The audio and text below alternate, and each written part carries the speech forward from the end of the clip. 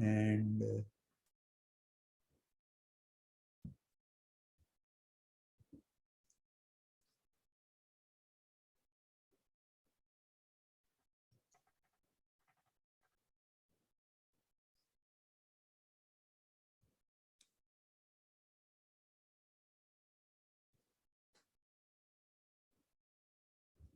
yeah, so I guess you can see the my screen now, right?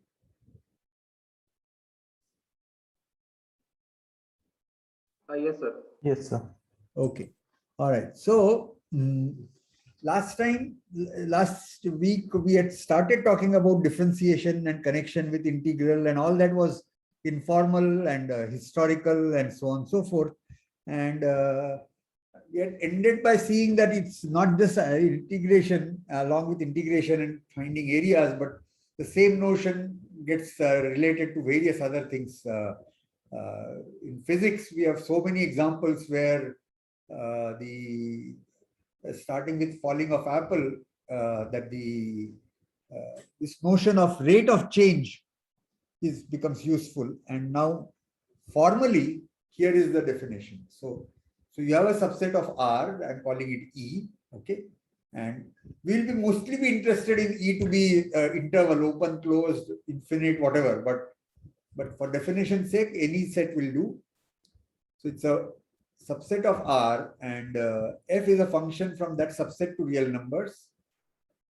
This function is integrable, differentiable, differentiable at a point if there exists a number alpha in R such that, so let me not read it the way I've written, but I'll just such that the increase in the change in f, so the numerator here is change in f as you go from x to x plus h. So numerator is that, and divided by the change in time. So if you think about f of the element x as a time, and fx is what happens at that point of time. So the numerator is the change, denominator is the change in time. So now, formally, for every epsilon, there exists a delta such that for 0 less than mod x less than delta, and fx plus h is in E. Both these are important. Together, it says that fx plus h minus fx by h minus alpha is less than epsilon. So this includes the case where if E is a closed interval, say 0 to 1, and our x is 1, then we are not going beyond 1. So both the condition that mod h should be between 0 and delta, so it should be close to 0, and x plus h should be in the set E. So if it is closed interval 0, 1 and x is 1, then this condition will be satisfied only for h on the h negative, which is fine. So fx plus h minus fx by h minus epsilon is less than epsilon, minus alpha less than epsilon. So the ratio, we can think about it as the rate of change. Rate of change comes close to alpha as the amount of increase comes close to 0. That's how one should read it. And we say that this function is differentiable on the set R E if it is differentiable at each point. Okay. So most of the time we are only interested in the differentiability on the entire set or some subset thereof only at a point. Occasionally we need to use it. So once again, here is now a definition and put in a more a format that you are more aware, but means the same thing. So let E be a subset of R, and f from E to R is a function. The function is differentiable function. So now I'm, instead of function being differentiable, now I'm saying that function is a differentiable function if there exists a function f, I'm calling it f dash, from E to R such that limit of fx plus h minus fx divided by h is f dash x. And we had already discussed this earlier, that when you're looking at things like this, limit as h goes to 0, we are not including the case h equal to 0. It should be between strictly positive and going to 0. So from positive side or negative side, both. So it's easier to comprehend and understand this, but precisely what it means is given on the next slide. That next thing here, that for all x in E, for all epsilon, there is a delta such that whenever h is such that mod h is between 0 and delta, and here it should have been x plus h.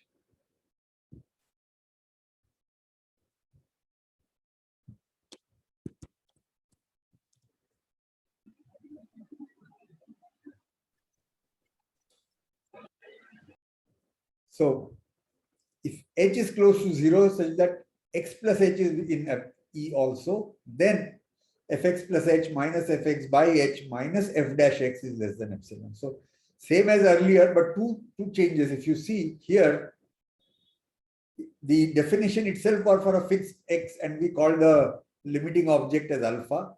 Now we are talking about differentiability on the entire set, and so we are what was alpha on the previous slide here is now some function of x, and now we have introduced the notation for that f dash. And moreover, that for all x's come inside here. So for all x in E, for all epsilon positive, there is a delta.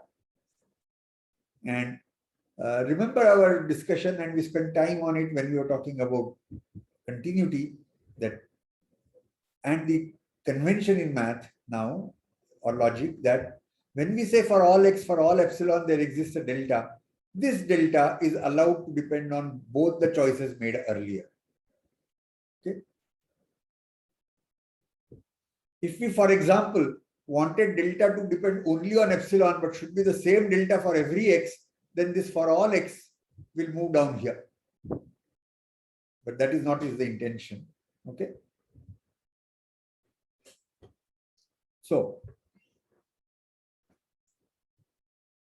for all x, for all epsilon, there is a delta such that whenever mod h is between is less than delta but positive, and x plus h is in E, fx plus h minus fx by h minus f dash x is less than epsilon. So exactly what the previous line this means is given here. But as you can immediately see that in proving something, this is the bottom one line in red. The second line in red is more difficult to comprehend for our mind, whereas this one is immediate for most. Okay, so differentiability of a function on a set is exactly that it is differentiable at every point. And the notation, this is, I guess, last time we talked about it. This is Leibniz. This is Newton's notation. Leibniz called it as d by dx of f at x. But we'll use both depending on the context. Okay. So two things to remember, that if f is a function and it is differentiable function on that set, then f dash is also a function on the same set. And then this limit holds. By convention, limit h going to 0 is to be treated as h not equal to 0. I'm not putting that here, but otherwise, to be precisely, it is given here at the bottom. Okay. Now,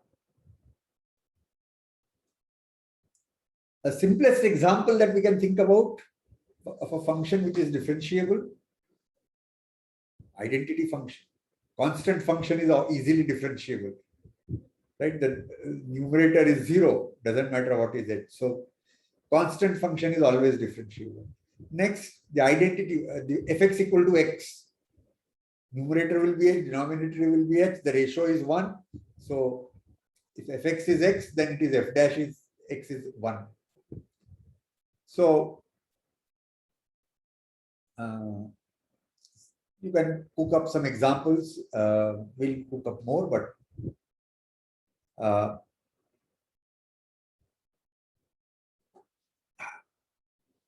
maybe I should.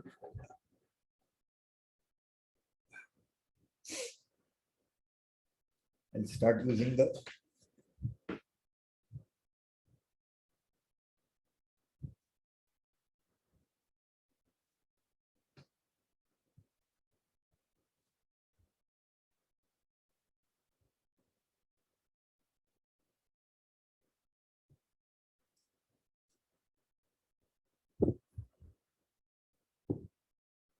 So is this for all h less than delta or like for some specific h less than delta? Just 1 minute. Just 1 minute.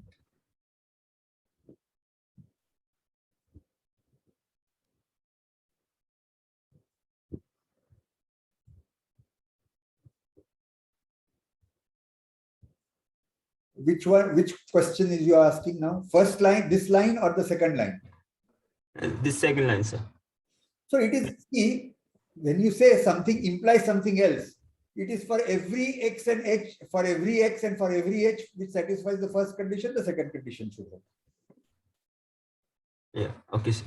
Yeah. Okay. Thank you, sir. Yeah. Recording in progress.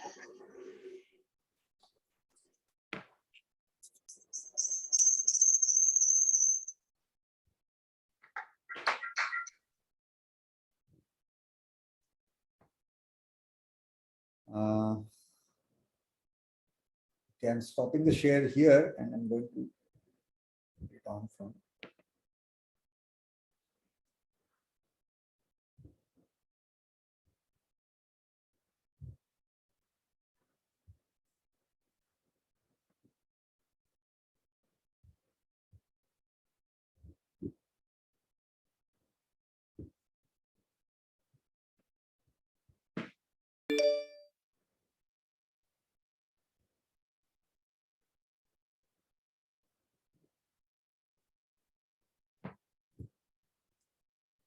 Yeah. So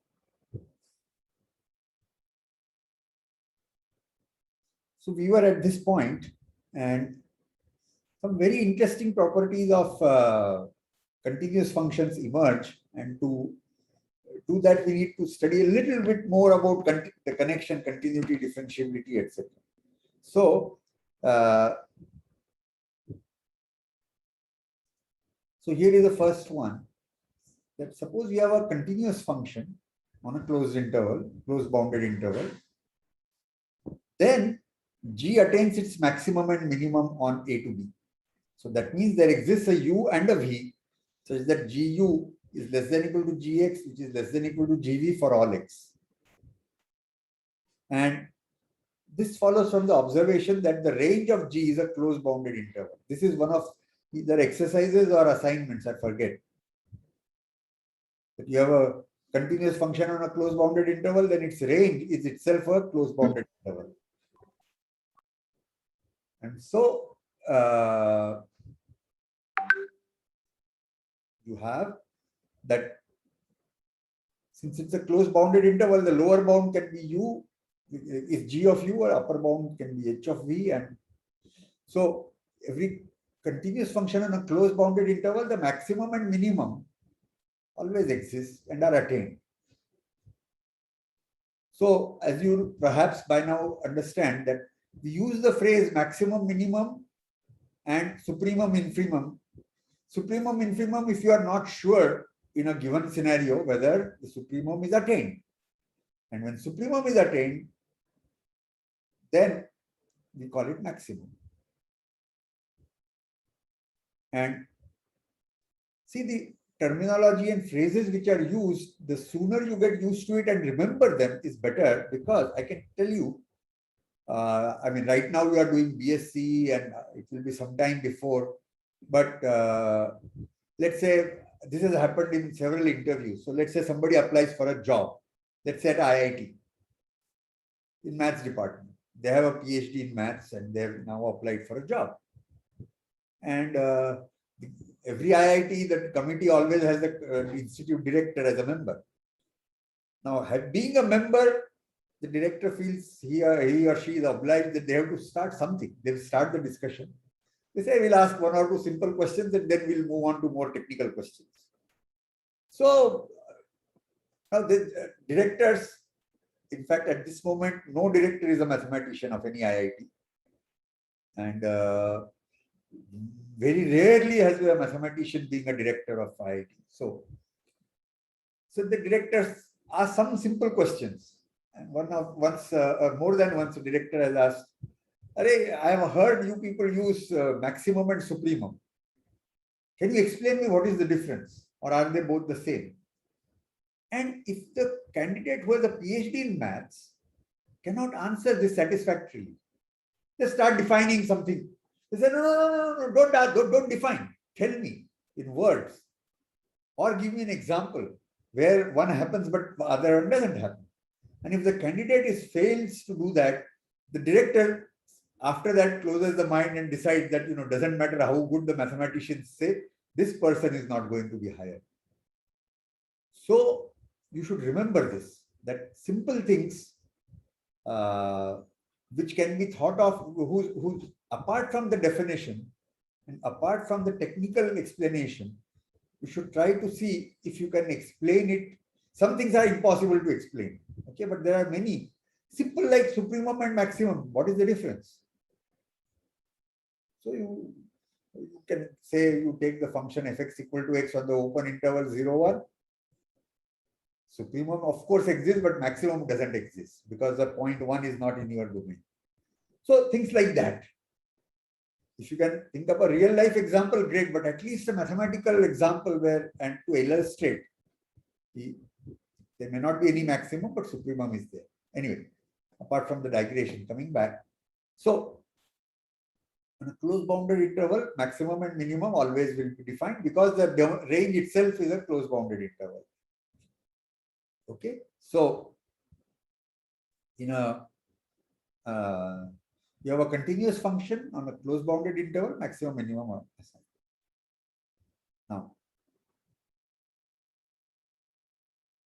Now let's take a continuous function on a closed bounded interval. Suppose u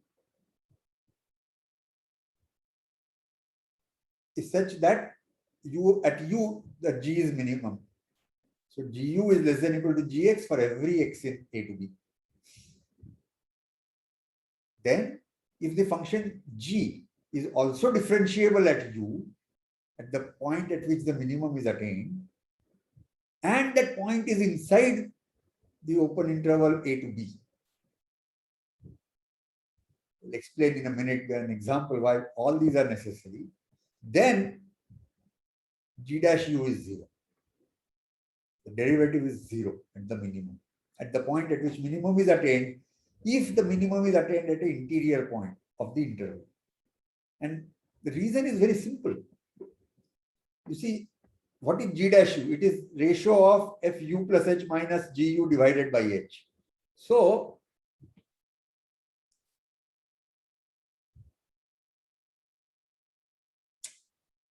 here 0 is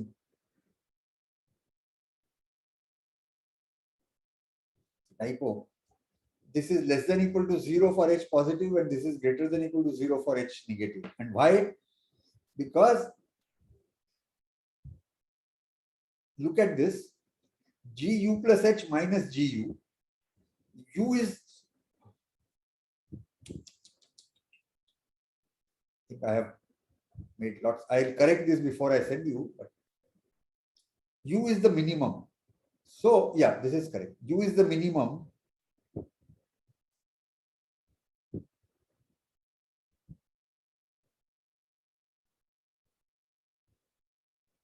Yeah. U is the minimum. So if h is positive, gu plus h minus gu is greater than or equal to 0. Denominator is also greater than or equal to 0, and therefore the ratio will be greater than or equal to 0. And here, the numerator is greater than or equal to 0, but denominator is negative. So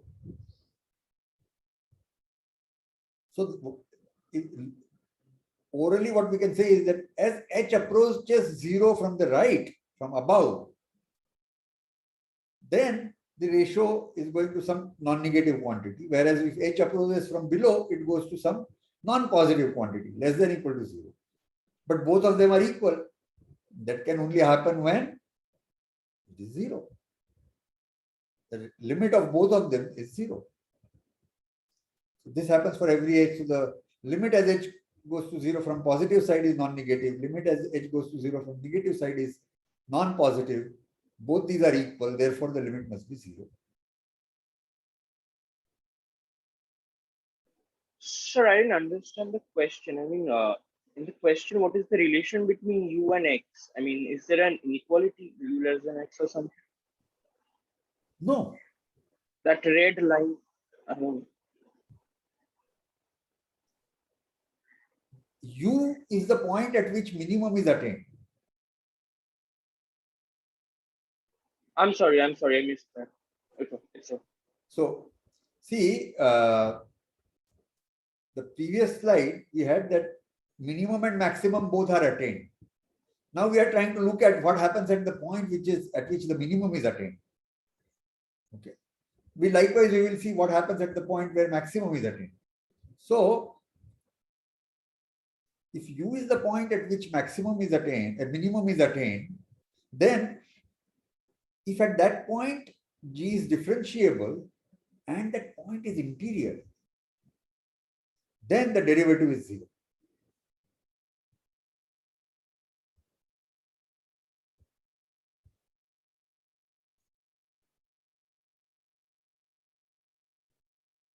Sir, if the point is on the boundary, we can. Wait.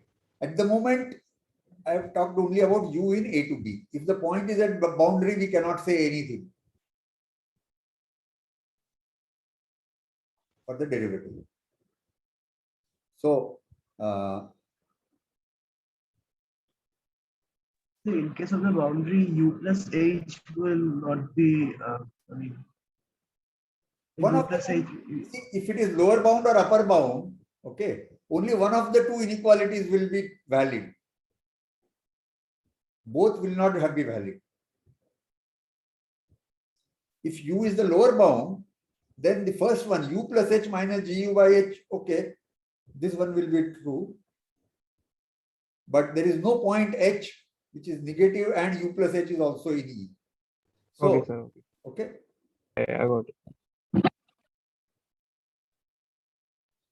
So in the first line, we actually assume u to be in the open interval A to B, right? Yes. No. See, first line there is no assumption made. But if G is differentiable and U is also in this point AB. Okay, sir. Yeah, so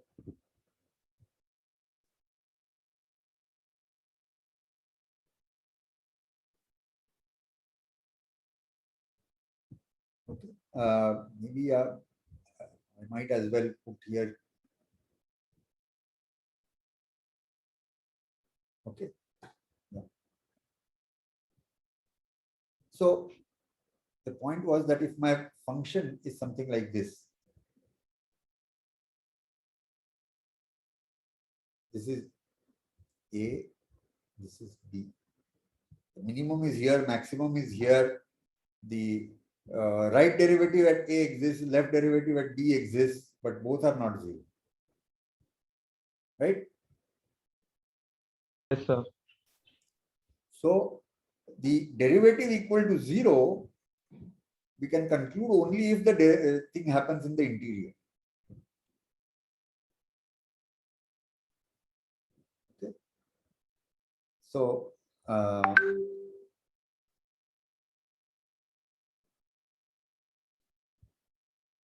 perhaps in school, did you study maxima minima in your class 12? Yes, sir. Yeah.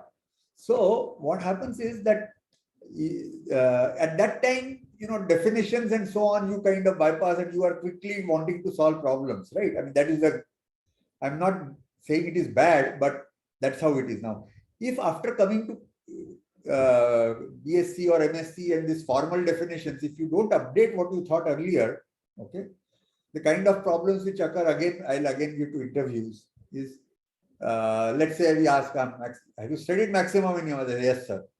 Also in BSc, yes, sir. So let's say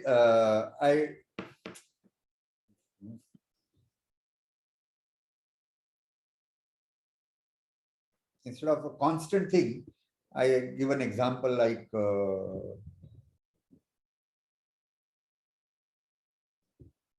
fx equal to, let's say, x power 4 plus 3x plus 1 and x in, let's say, 1 to 10. Okay.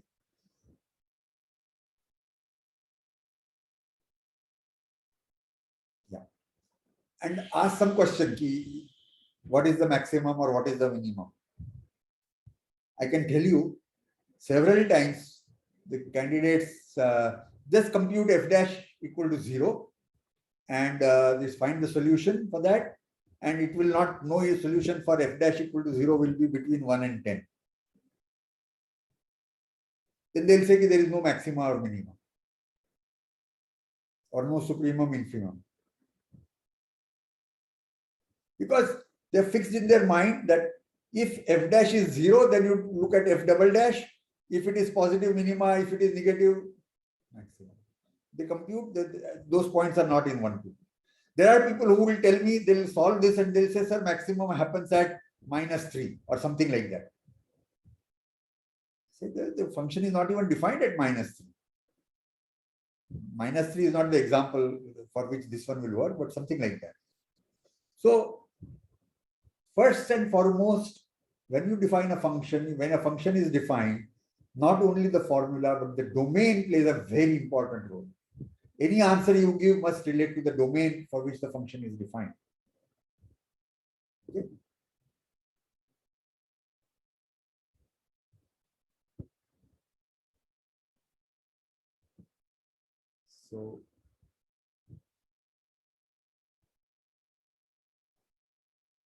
So now I have taken a function for which you can compute and see what is the derivative and where does it become.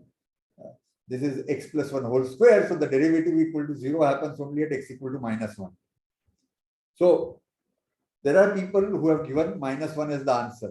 Then we ask, sir, is it maximum or minimum? And then they again go into a problem because the second derivative also is 0 at that point. Okay. So, and how do you even keep it in mind? Well, again, I tell you that apart from the examples that a teacher has told you or a book shows you, you try to cook up more examples and try to answer for yourself. When does it work? When it does not work? Okay.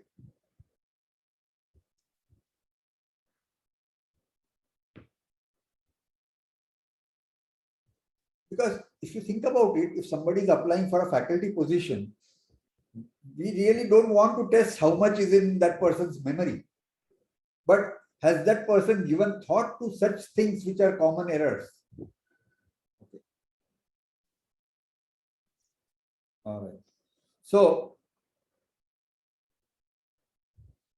the argument will be the same for Sir, yeah. how do these inequalities lead to g dash u is equal to 0? Okay. So we know that limit of if we know that limit of this ratio is g dash u. So the limit of this as h goes to 0 from for h positive is also g dash u. So g dash u is the limit of this. G dash u is also limit of this. This one says g dash u should be greater than equal to 0. This one says g dash u should be less than equal to 0. Therefore, g dash u is equal to 0. Okay, so we are taking limit h tends to 0. H tends to 0 in both cases, but h tends to 0, h positive, h tends to 0, h negative. Yeah. Okay. Fine, sir. Yeah. Thank you, sir. Yeah.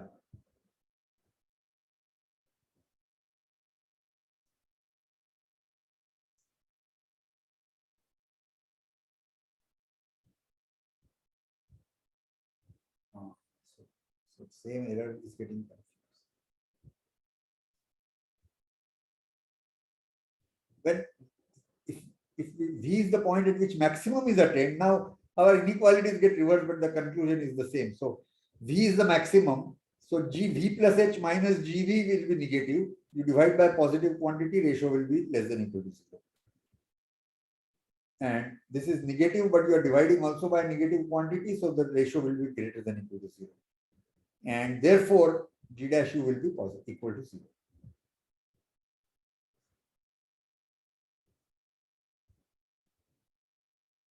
So the conclusion right now is that if you have a continuous function and it attains a maxima or minima at an interior point, then G dash is 0.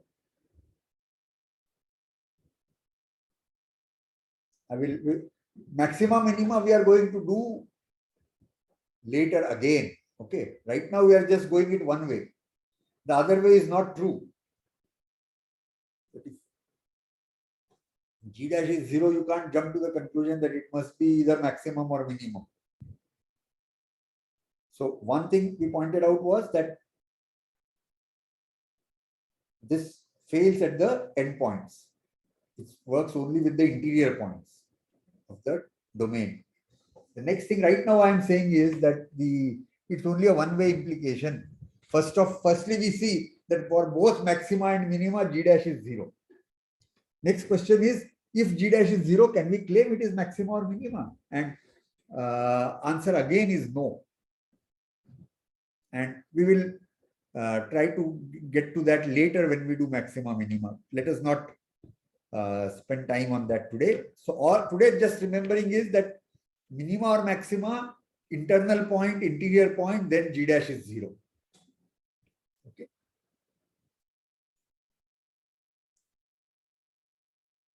Because today the focus is this theorem called Rolle's theorem.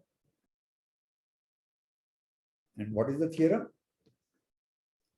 The theorem says that you take 2 points A and B which are part of real numbers. So we are ruling out any infinite thing business. So and A is less than B.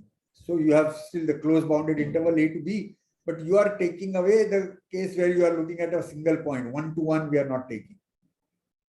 A equal to 1, B equal to 1 is not allowed in this theorem. So A has to be less than B.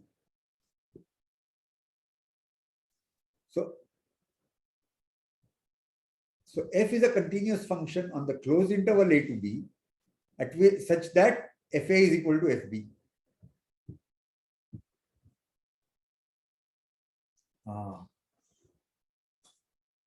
Okay, I have missed out a E everywhere, looks like. Okay, thanks.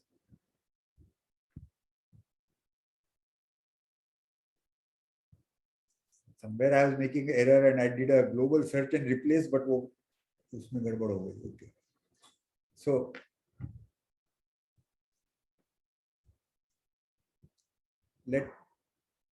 you have a continuous function on the closed interval A to B, and at the two endpoints the value of f is the same. A lot of noise coming, right? I'll close the window then.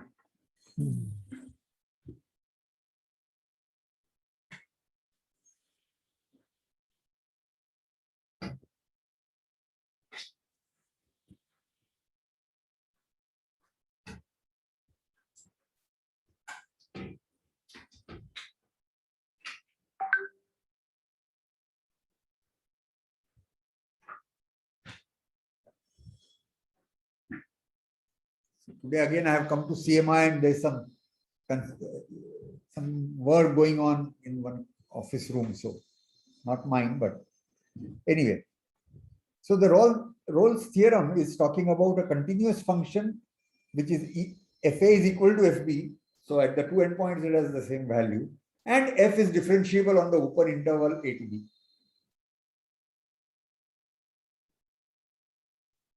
then there exists a point, interior point C, so that f dash C is 0.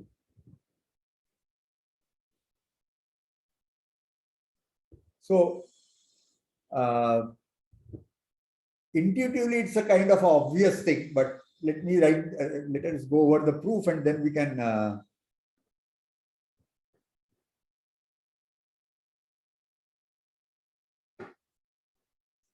so we have already seen that you have a continuous function, then maxima and minima are attained. So let's take the maxima and minima to be u and v as we had been discussing earlier. All right. Now, we had seen that if u is an interior point, then f dash u is 0. Then we can take C to be equal to u. So if the minimum occurs interior point, we take C to be u. Likewise, if v is in the open interval a to b, then g dash f dash v is also 0 and we take C to be v. Somebody will ask, sir, what if both of them occur? Doesn't matter. You can take either of the two, u or v, doesn't matter. But the point is, to write a proof, we can just proceed one way. We can first do my minimum. If that is there, we have taken C equal to u and now forget it. If that is not true, you go to the upper bound, take f dash v is 0, so we take C to be v. Now, what is the other case remaining?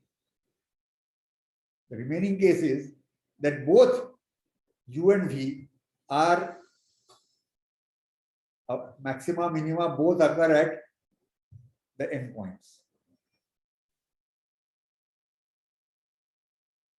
But when can this happen? This can only happen when f is a constant function, because if it's a constant function, any point can be taken as a maximum point or a minimum point. So if somebody has used some software and it is each time it says maximum and minimum both occur at the point A, then what do you do? So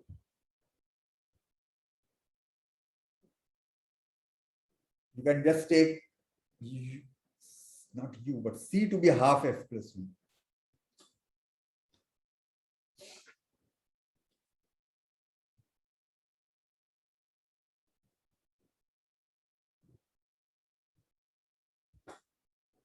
Take C to be u plus half of a plus b. Then it's a strictly inside and f is constant everywhere. So the derivative is 0 everywhere, and I have just taken this one point.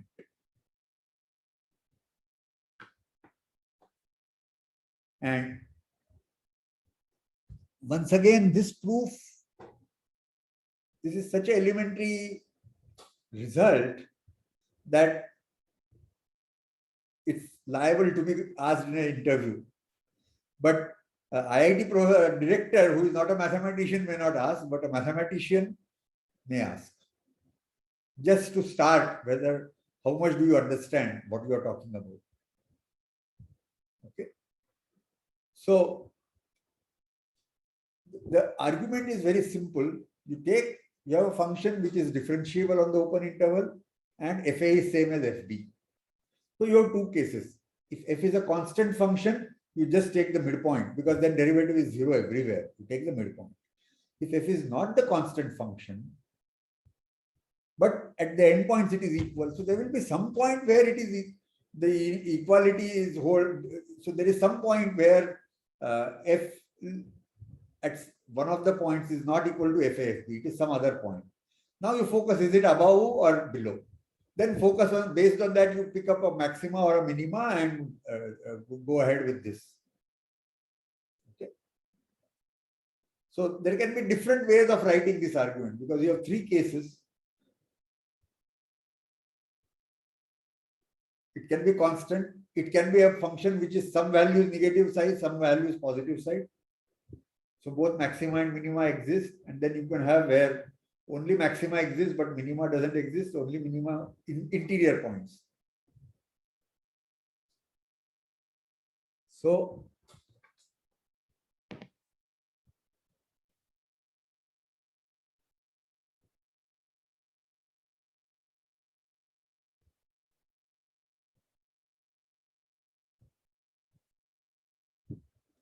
this doesn't look a straight line, but let's just assume that this is like a straight line. This is one possibility. Other possibility is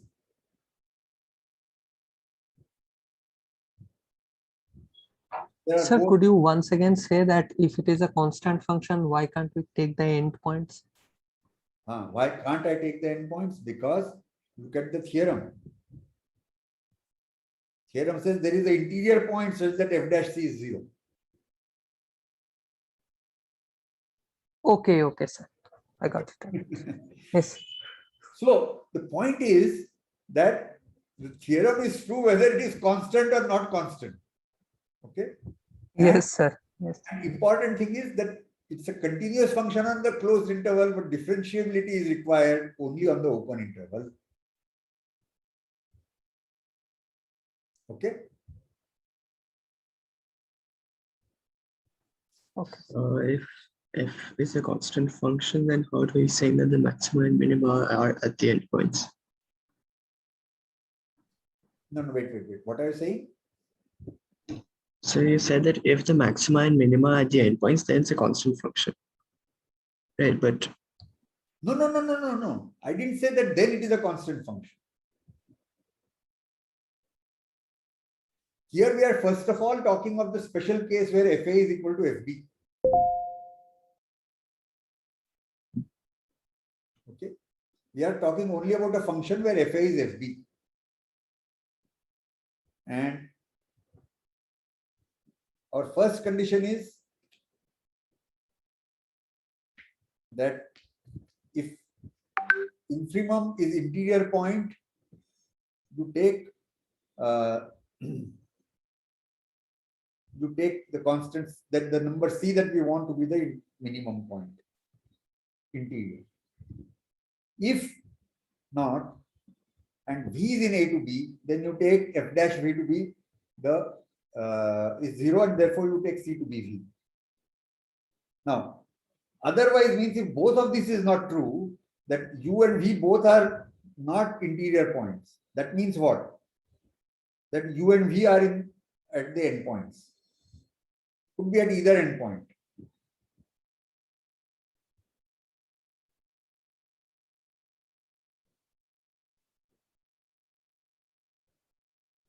So if maxima and minima are both at the endpoints and fa is equal to fb, then it has to be a constant function. yes, sir, then it has to be a constant function. Yeah. But in that case, then any point in the interior would automatically satisfy the condition for maximum. Yeah, but I have to show some. So then this should be a contradiction, right? wait a minute. What is the contradiction?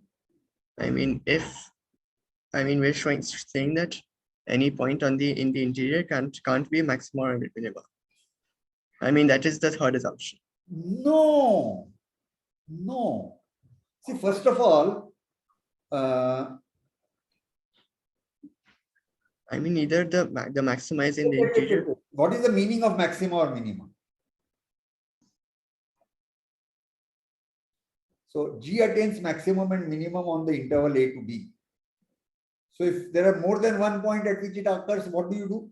So any point u is a maxima, and any point v is a maxima, and any point u is a minima if this condition holds.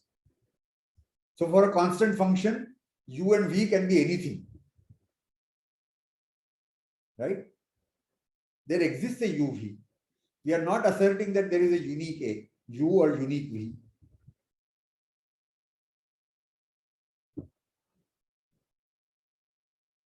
Okay, I think I get it. Okay. So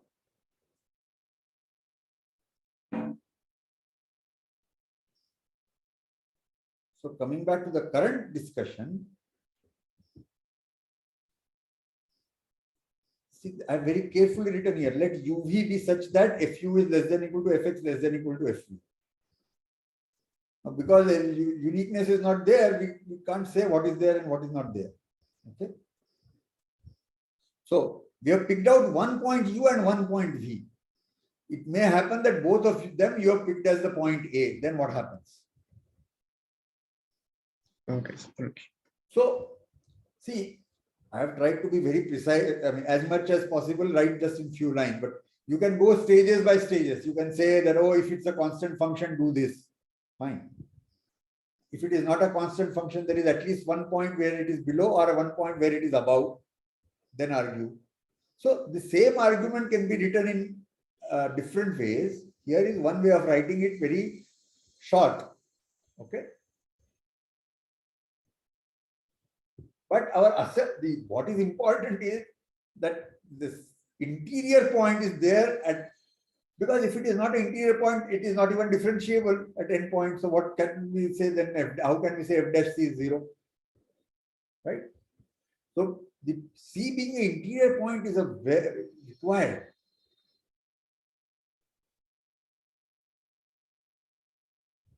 Okay.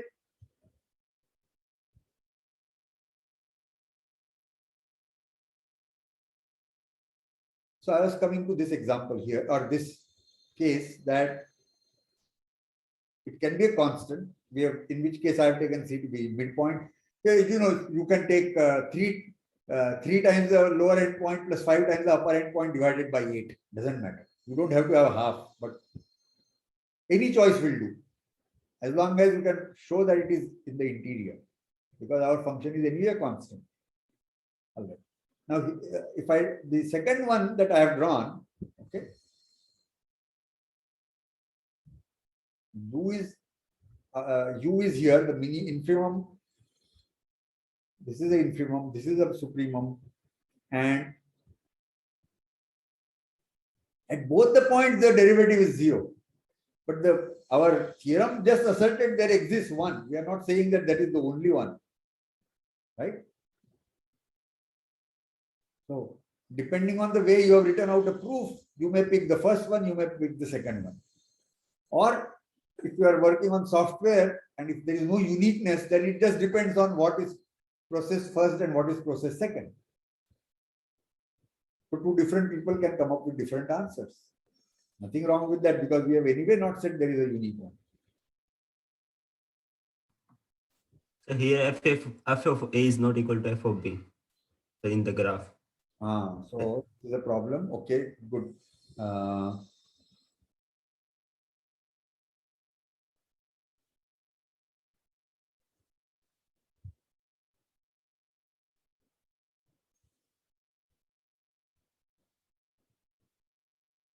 Yeah. So, all right.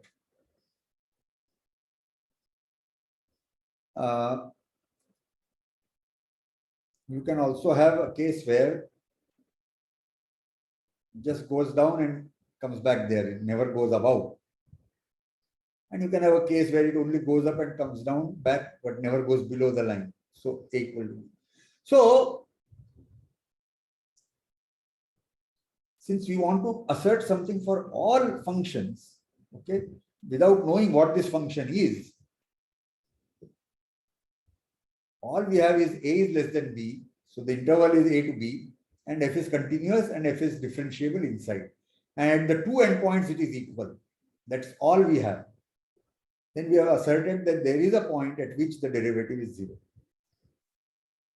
Okay. Now you may wonder, okay, what is the use of this? Well, use will come in a minute. Okay, but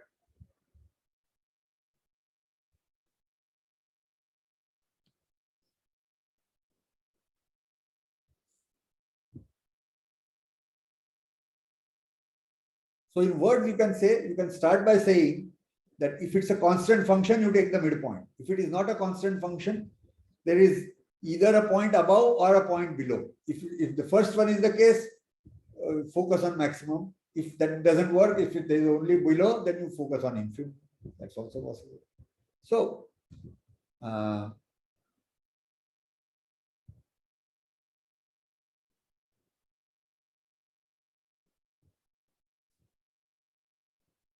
here is the interesting theorem now.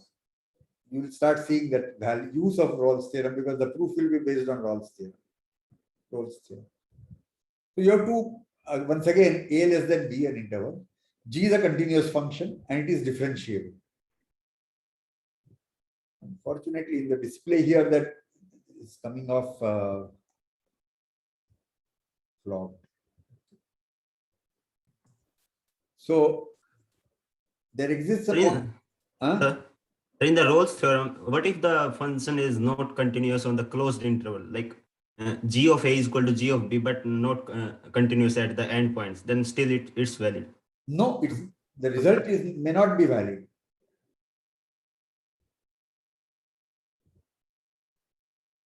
Wait a minute. What happens if it is not continuous at the endpoints? Is that your question? Yes, sir. Yeah, then there is no guarantee that the derivative will be zero interior at a point in interior. What you can do? Well, I can take a function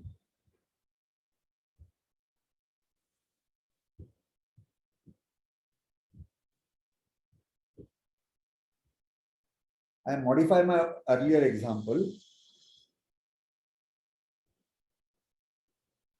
except that at the point A, I redefine it to be equal to at this point. So now I force my FA to be equal to FB, but as soon as X is strictly above A, I go down and I'm going like this. So there is no point at which the derivative is zero. Right? Yes, sir. Yeah. In fact, I was expecting somebody to ask that question. What if it is not really differentiable at all points, but let's say all but one point in the interior? Sir, you can have like something like absolute value function. Yeah. So what can happen is that there can still be a case where there is no, the answer is no, because you can have an example where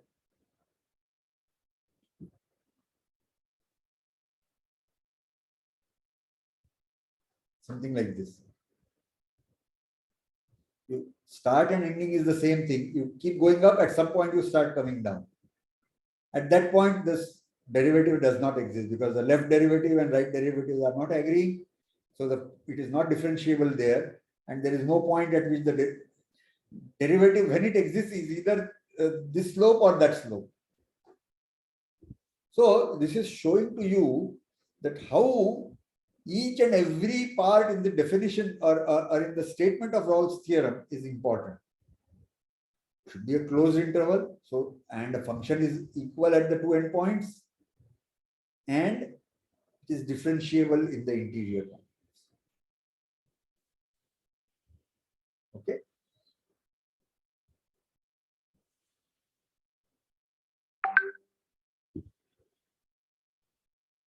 Yeah, so if mathematically we had to write, we could have written this as so A is 0, B is 1, and then we write it as absolute value of X minus A or whatever, 0, 1, so X by half. So you can write down mathematically a formula involving absolute values, which will give you this example. Okay. So the conditions are extremely important in Rolle's theorem.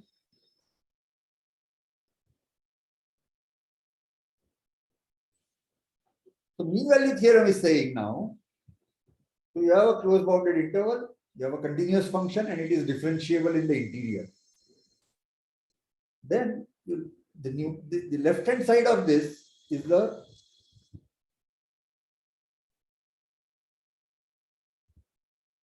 interesting part. So you don't really care what happens in the interior. So a car is going, and G of t is the total the position of the car at time t, G of t. So G of A is the initial position, G of B is the end position. Okay. And what is the, suppose it is going forward, but the rate, it stops, goes, this, that, etc., etc. So this is the average, GB minus GA divided average per whatever time interval per time, GB minus GA by B minus A. Now it's another matter that in the car, you can't really assert that the total length traveled is a differentiable function. But in a certain sense, yes, it is. So for a minute, let's forget the real example, but GB minus GA divided by B minus A. This is the mean. And this says mean value theorem says that this is equal to G dash C and somewhere in between. So,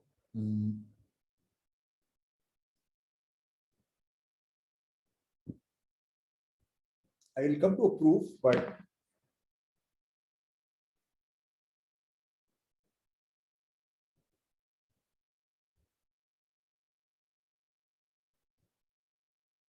some complicated function, doesn't matter. This is A, this is B. So GB minus GA divided by B minus A. So you can draw a line. So what we have written down is the slope. And what we are saying that there is a point C. In this case, there are several choices, right? The points of on our curve which are going above or below here.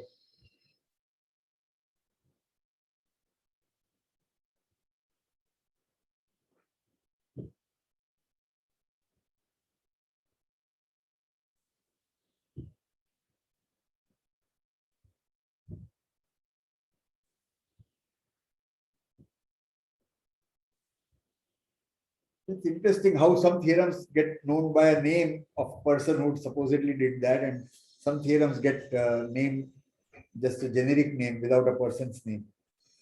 And if one tries to read the history of mathematics and so on, one can see there are a whole lot of arguments about who actually proved that first. So the way I look at it is that it's just a tag name to remember the result. It really doesn't necessarily mean that the same person, the person who is named in the name in the theorem, is the one who actually did it first. There can be many, many examples. Okay. So,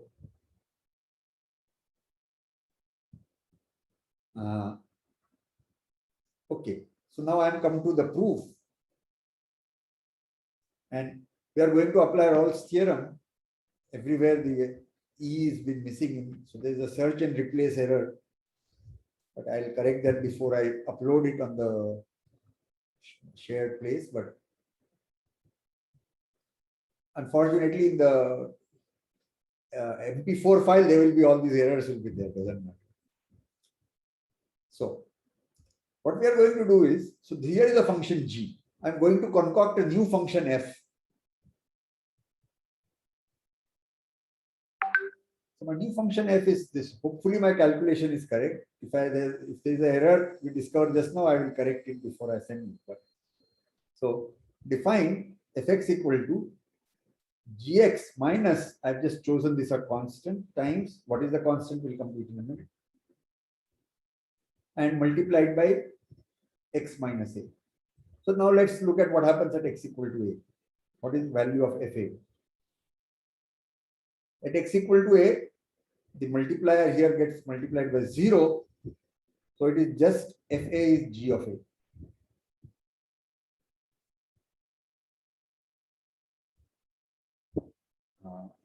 I made a mistake.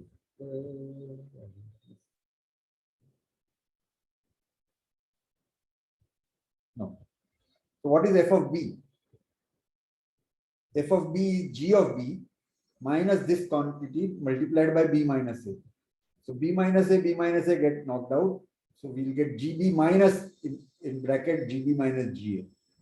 So it comes back to G of a.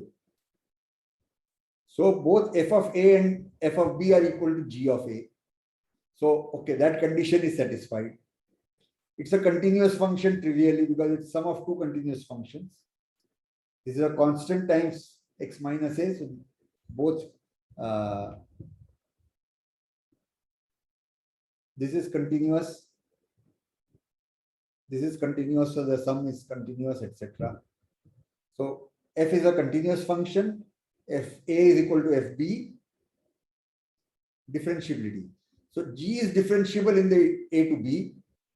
So this is differentiable A to B. This is also differentiable everywhere. So today I didn't say that, but we can easily show that if you have two differentiable functions and they are differentiable at both are differentiable at a point, then their sum there is also differentiable at that point. So easy to see that the function f, as we have defined, is differentiable in the interior. And then we can compute and check that f dash c is g dash c minus this object. Now, what is this? This is a constant times x minus a. When we take derivative of this constant function, it is 1. So f dash c is g dash c minus fb minus ga divided by b minus a. So Rolle's theorem applied to the function f says that there is a c for which f dash c is 0. So f dash c equal to 0 means g dash c is equal to this mean value.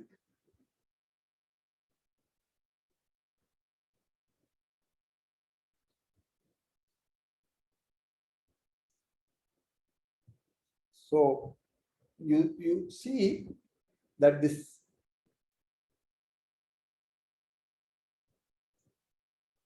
simple result, which we wonder why on earth is somebody thinking about such an example or such a assertion about a function where equal at two endpoints, then there is a point at which the derivative is 0. So the answer is here. This is something which occurs, which we can relate to in many contexts, such a function. And it's not that if you don't use Rolle's theorem, you can't prove it. That is not the assertion. Okay. But Rolle's theorem by itself is an interesting thing because it has applications at many other places also. So having done that once, we don't have to start afresh and start worrying about proving this. We can just use Rolle's theorem. Likewise, we are going to do theorems where we are going to use mean value theorem. Again, those theorems could be done separately, but having mean value theorem makes life easy, as we will discover. So I had a question. So it's a general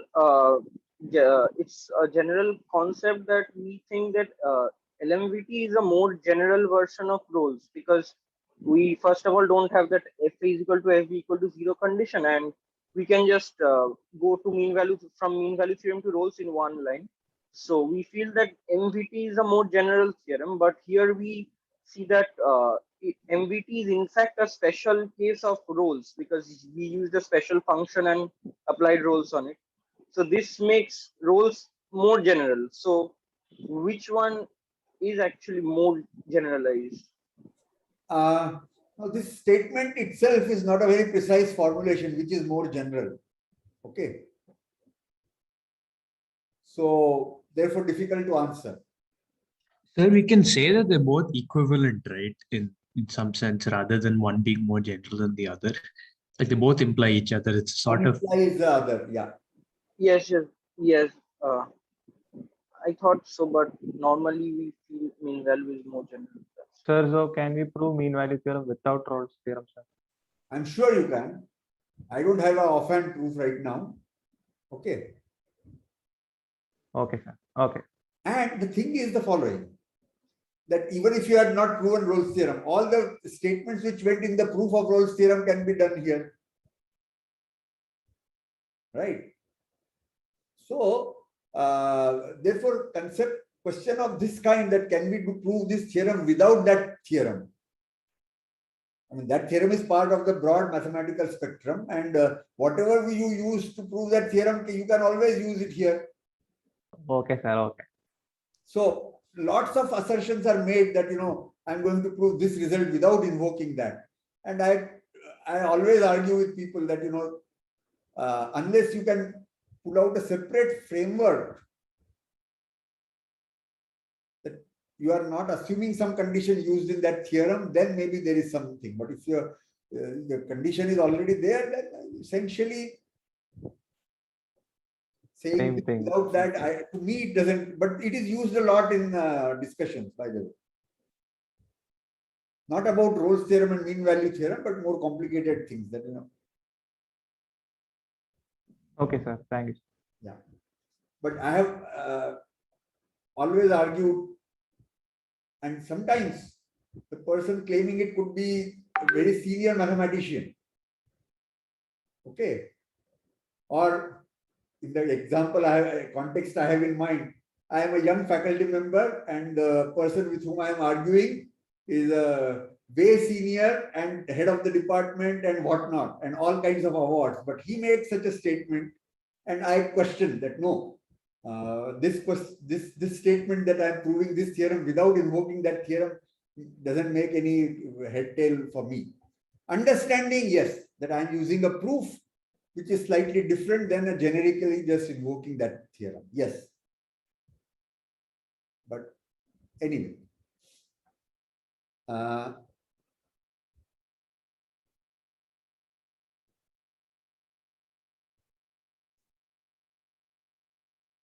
we already discussed that Rolle's theorem is not true even if f is not differentiable at one point.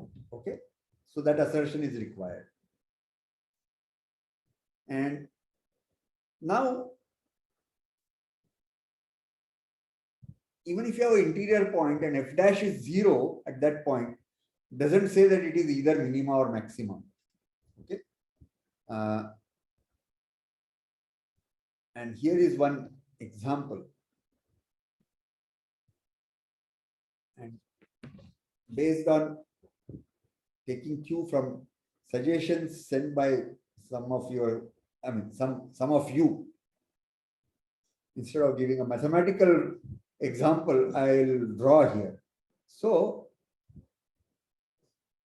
my drawing is very bad. So you have to, it won't look like, but you have to assume that I'm drawing. So let's say this is 1/4 the part of the circle. Now, complete the circle, we'll have something like this. This is not a circle looking anymore, half circle looking like that, but let me try to, it's better than the first one.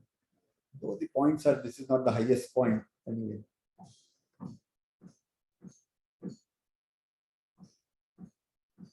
Okay. Now what we do is you go up to the top point, and from then on you flip the thing which is coming down, you flip it up. Okay. So on a shorter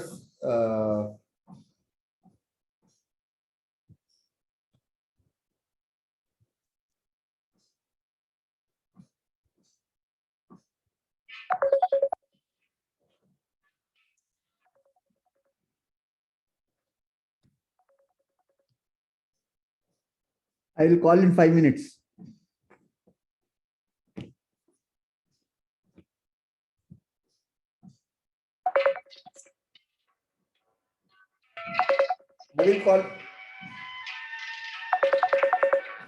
I will call in 5 minutes. So you go up to here, and then instead of coming down from here, you start going up. Okay. So what happens is that at this point, whether you go from the left or from the right, the derivative is 0. And therefore, at this point, f dash is 0. But you are actually never coming down. You are always increasing. Somewhere you just stopped increasing and or increased at an extremely slow pace, and then again picked up the pace of increase.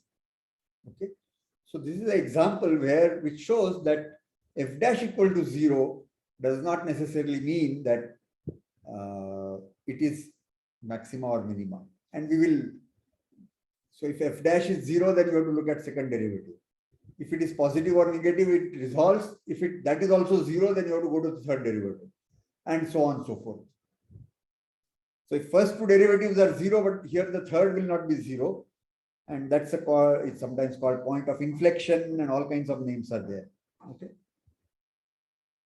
So as long you have to keep differentiating, and as long as you don't get a non-zero value, you have to keep differentiating. And whether that happens at an even or an odd decides whether it's a maxima, minima, or a point of inflection, and then which one, maxima or minima, etc., etc. So all that we will do later, but right now it is important to notice that f dash equal to 0 does not mean that it is maxima or minima. That's all. For today, we will resume tomorrow. Any questions?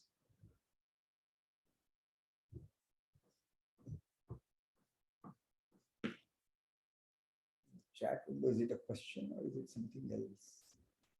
Yeah, the notation, Rolle's the typo that I did in Rolle's theorem. So I will correct that before I share it on the.